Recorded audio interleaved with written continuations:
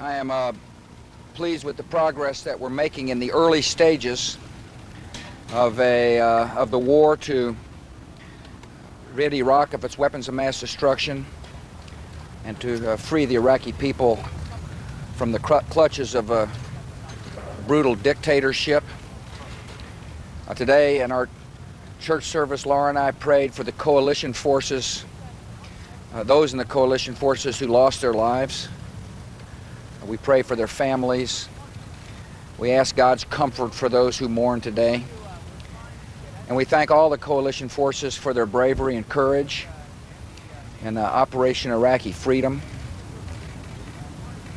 It is evident that it's going to take a while to achieve our objective, but we're on course, we're determined, and we're making good progress. I'll answer a few questions. Scott? One at a time, please. One at a time, please. Scott? Thank you. I've been briefed. I'm constantly briefed by the Pentagon and through the National Security Office. I don't know all the details yet. I do know that we expect them to be treated humanely, just like we'll treat any prisoners of theirs that we capture humanely. I think it's an interesting contrast that a lot of their soldiers welcome American troops. They're surrendering gleefully and happily, and they'll be treated well. And I ask you to ask the Defense Department further details. Patsy. I know that Saddam Hussein is losing control of his country, that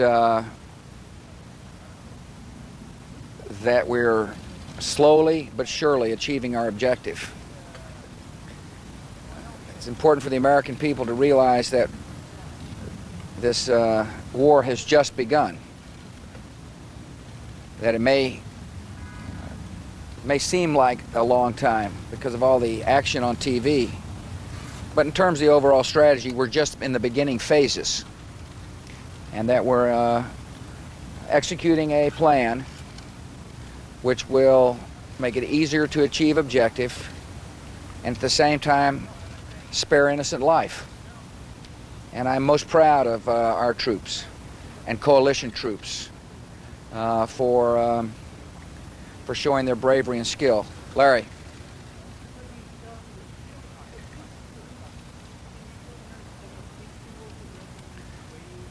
Yes, Larry, it is. It is, the air campaign is achieving its objective, and the ground campaign is also achieving objectives. We're slowly but surely taking control of that country so that we can free the people of Iraq and eventually clear that country of weapons of mass destruction. We've made good progress. One of the big concerns early on was the southern oil fields. As you all remember, we had discussions about that. There was a lot of speculation about whether or not coalition forces would be able to get to the southern oil fields in time before, so that Saddam Hussein wouldn't destroy them. As a matter of fact, I had frequently talked about the southern oil fields, or oil fields in general, in my declaratory policy. Tommy Franks put a plan in place that moved on those oil fields quickly, and at least in the south, they are secure. And that is positive news for all of us. Most of the South is now in coalition hands. Obviously, there's pockets of resistance in a place like Basra. We're making great progress. In the West, we're making great progress. The area, the launch sites for the Scuds, well, certainly not 100% secure, but we've made good progress. And so I can assure the American people we're making good progress, and also can assure them that this is just the beginning of a tough fight. Yeah. The next. I have not been told that.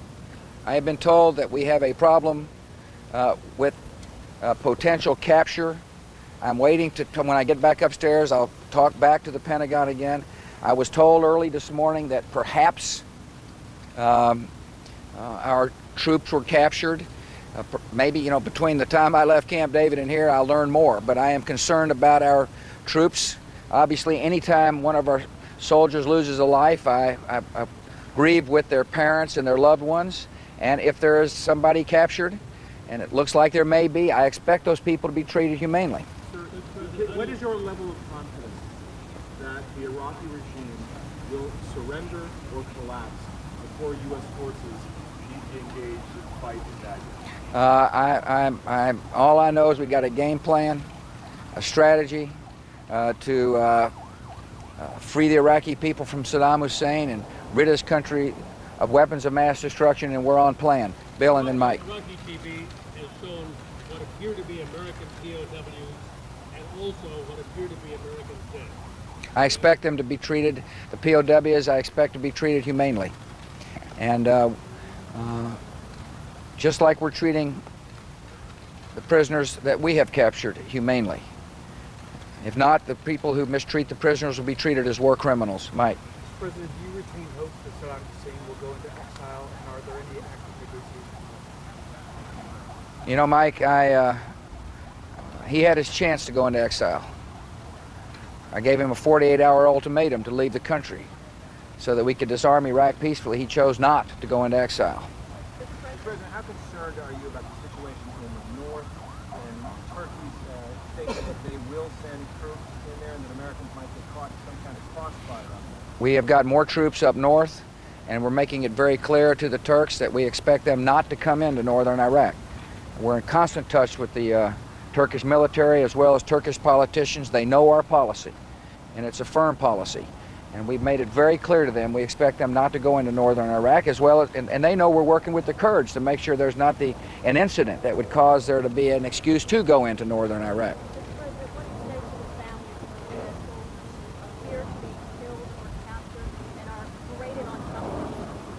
I say to the families, I thank them for the sacrifice they make, and we pray with them. I pray for God's comfort and God's healing powers to anybody, coalition force, American, Brit, anybody who loses a life in this, in our efforts to make the world more peaceful and more free. Ed. Are you surprised the enemy has not used any weapons of mass destruction? I am thankful the enemy has not used any weapons of mass destruction. And we will continue employing a strategy to make it difficult for the enemy to use weapons of mass destruction. A couple more and then I got to go.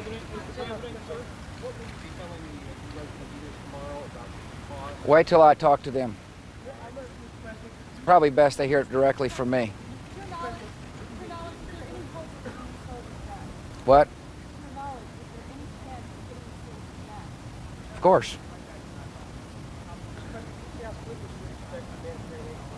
Yeah, good question. I appreciate you asking that question. The question is on humanitarian aid.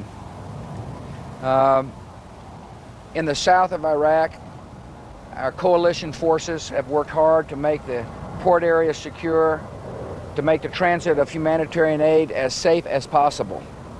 As I was told this morning in my briefings, that humanitarian aid should begin moving, massive amounts of humanitarian aid should begin moving within the next 36 hours. And that's going to be very positive news for a lot of people who've suffered a long time under Saddam Hussein.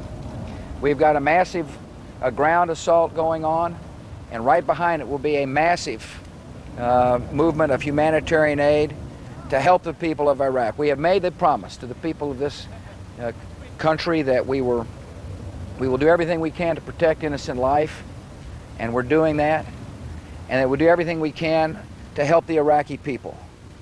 First thing, of course, will help the Iraqi people is to rid them from a brutal dictator, somebody who has stayed in power through mutilation and rape and torture, somebody who starved his own people so he could build palaces.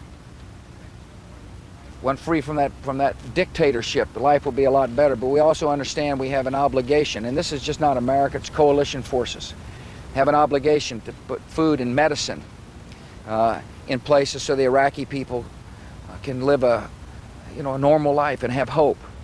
And that's exactly what's going to happen shortly. when the area is completely safe enough to move the equipment forward. Listen, thank you all. How are you holding up, sir? Feel just fine.